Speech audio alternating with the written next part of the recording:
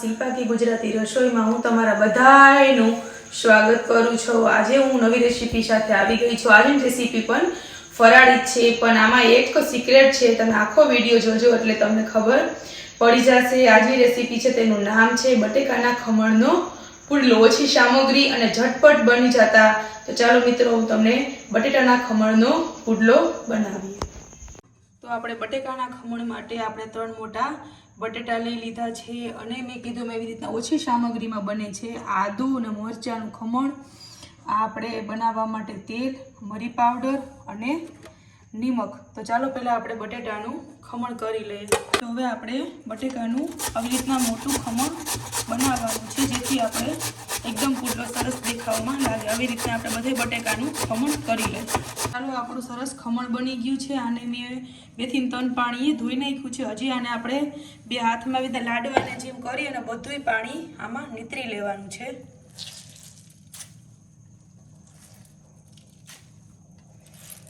એકદમ સરસ કોરું કરી નાખવાનું છે, જેથી આપણું ખમણ સરસ છૂટું પડી જાય।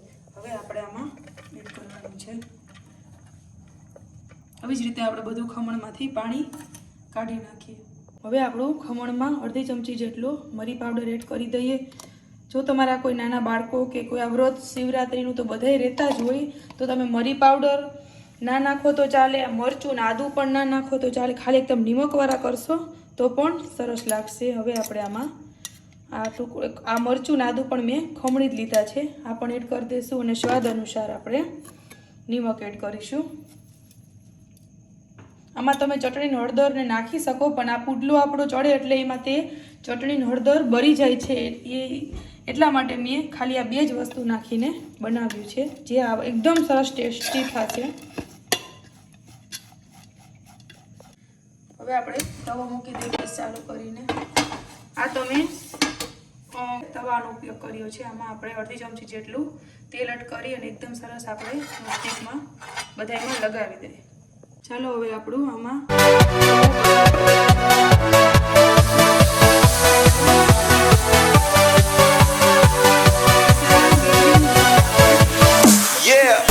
કાચોય નારી અને મસ્તીનું ચડી જાય।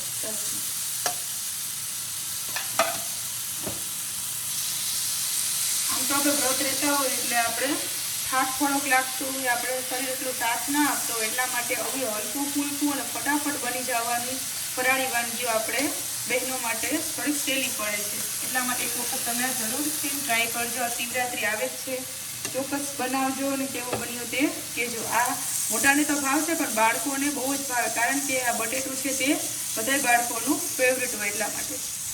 પુડલો સરસ પડી ગયો છે। આને આપણે ચારે બાજુથી તેલ લગાવી અને આને 2 થી 3 મિનિટ સુધી આની ઉપર ઢાંકી અને ચડવા દેવાનો છે, એકદમ સાવ ધીરો ગેસ ઉપર। હવે આપણે આવી રીતના ઢાંકી દેવાનું છે, જેથી આપણે ચેક કરી શકીશું 2 થી 3 મિનિટ સુધી એકદમ ધીરા ગેસમાં, એટલે ખમણ ચડી જાય। ખમણમાં મેં બટેકાનો પલ્પ, જે કે ખમણીને, અને મરી પાવડર, મરચું ને આદું જે આપણું હતું એવી રીતના 2 ફ્લેવરમાં બનાવ્યા છે। આ મેં ટમેટાવાળો પુડલો બનાવીશ। આપણે 2 થી 3 મિનિટ થઈ ગઈ છે ધીમા ગેસમાંથી। હવે આપણે આમાં જોઈ લઈએ કે ચડી ગયો છે। તવીથો આપણો ચોટતો નથી, એટલે આપણે આ ખમણ ચડી ગયું છે। હવે આને બીજી બાજુ પકાવી લેશું।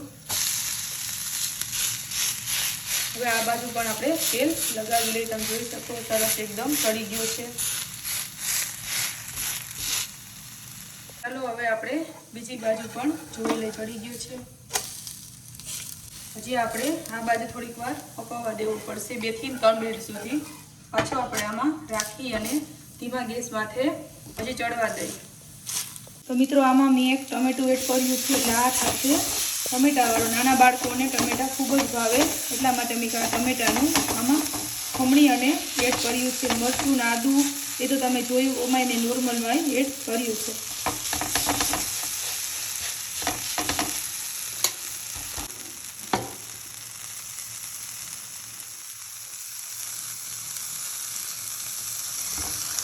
હવે આપણો ટમેટાનો પુડલો એક બાજુ ચડી ગયો છે। હવે આપણે આને બીજી બાજુ ફેરવશું। તો ટમેટું તમે જોઈ શકો આમાં કે દેખાતું નથી, કારણ કે આમાં આપણે ટમેટું બીજા બધા ઉમેરીને એટલે જેથી એનો કલર એકદમ અને આપણે જો આવી જ રીતે લાલ લાલ ઉતારી લઈએ તો આ ખમણ હજી કાચું છે, કારણ કે આ કાચા બટેટાનું કર્યું છે એટલે આમાં ઓછા મસાલા નાખીને જ આપણે બનાવીએ છીએ. હવે આપણે આને આ બાજુ હજી ચોળવવું પડશે.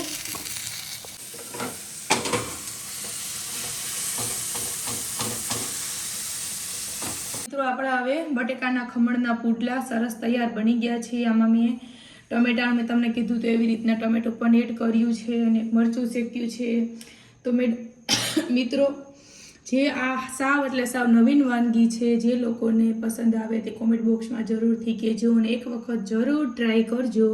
અને પુડલા કેવા બન્યા, કેવા લાગ્યા તે મારા કોમેન્ટ બોક્સમાં કહેજો. બીજી રેસીપી સાથે મળશું. ત્યાં સુધી બધાય આવજો. મારી ચેનલને લાઈક કરો, સબસ્ક્રાઈબ કરો, શેર કરો, ખૂબ આગળ મોકલો અને બેલ આઇકન દબાવવાનું ભૂલતા નહીં, જેથી તમને મારી બીજી રેસીપી નવી જોવા મળશે.